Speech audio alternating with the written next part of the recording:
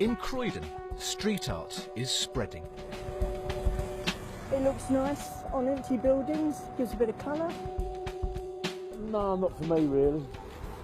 For 2 years, with the blessing of the council, artists like Sky High have been spraying walls and buildings.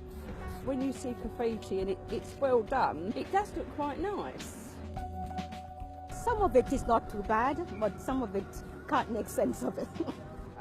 This is the man coordinating it. What impacts does this have on an area?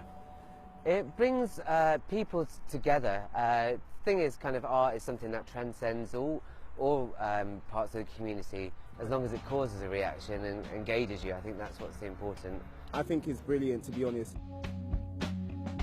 No. Why don't you like it? The councils, not just from UK and Europe, but also from South America, contact us and see how they can kind of redo what we've done.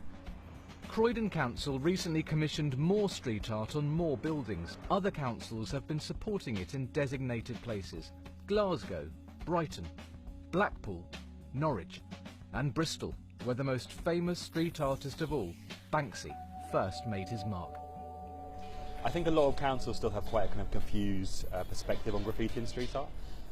On the one hand, they're still penalising people for producing it, and a lot of graffiti artists are still going to prison for producing graffiti, whereas now councils are also supporting a lot of street art. Most of the artists I work with. Anthropologist Raphael Schachter has studied the spread and impact of street art and graffiti. But what is the difference? Councils spend millions removing illegal graffiti, but sometimes street art is painted without permission. If it's by Banksy, it can be worth a fortune. There's this kind of passive kind of permissibility where street art is just not removed. There's kind of, councils are not sure whether it can be a good or a bad thing, so they just leave it. But then there's also this kind of active solicitation where street artists are paid to come and produce work. This is County Road in Woolton in Liverpool, where shop owners have embraced street art in a big way. What impact has it had? It's had a really positive impact. We've done 40 shutters so far, and as opposed to having them grey and looking a bit scruffy of an evening, now we've got artwork on them. The images were painted last month by graffiti artist Kieran Gorman. 200 people a week now attend his workshops. It's getting bigger globally, where more people are getting involved in it. When councils start backing street art projects, does it make it a bit too mainstream? For some people, yeah. However, it's, for instance, how I make my living as well.